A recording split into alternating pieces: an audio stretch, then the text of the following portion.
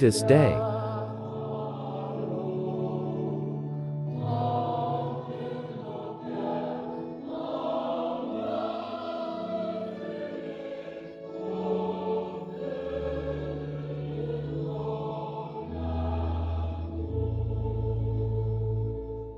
Chers frères et sœurs, dans le Christ, bienvenue à notre minute de méditation avec l'Esprit.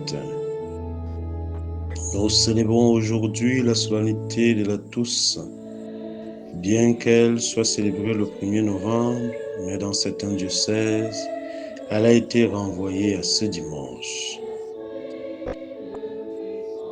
Je voudrais nous inviter à méditer sur les conditions de la sainteté dont nous parle Saint Jean dans la deuxième lecture d'aujourd'hui. Il nous rappelle que nous sommes enfants de Dieu, mais que ce que nous sommes ne paraît pas encore clairement. Cela ne sera manifeste au jour de la manifestation du Christ. Mais nous avons à garder une espérance qui nous purifie et nous rend semblables au Christ. Et Jésus lui-même, dans l'Évangile, nous fait une série de macarismes, c'est-à-dire une série de bienheureux, heureux, heureux, heureux.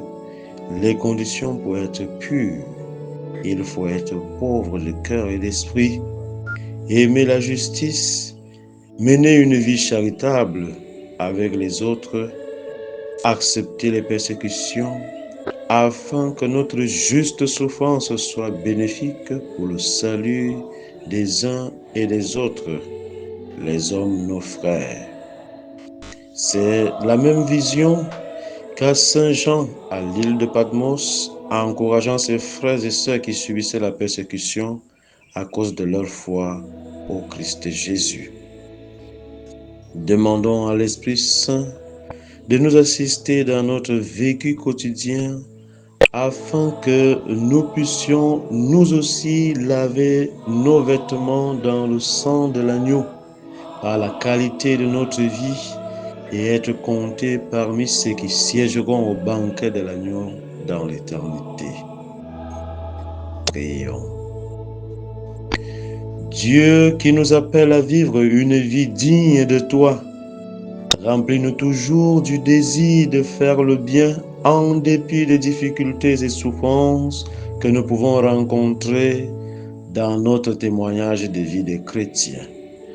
Nous te le demandons par Jésus-Christ, ton Fils, notre Seigneur et notre Dieu, qui vit et règne avec toi dans l'unité du Saint-Esprit, Dieu, maintenant et pour les siècles des siècles.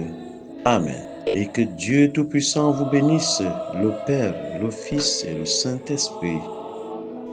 Amen.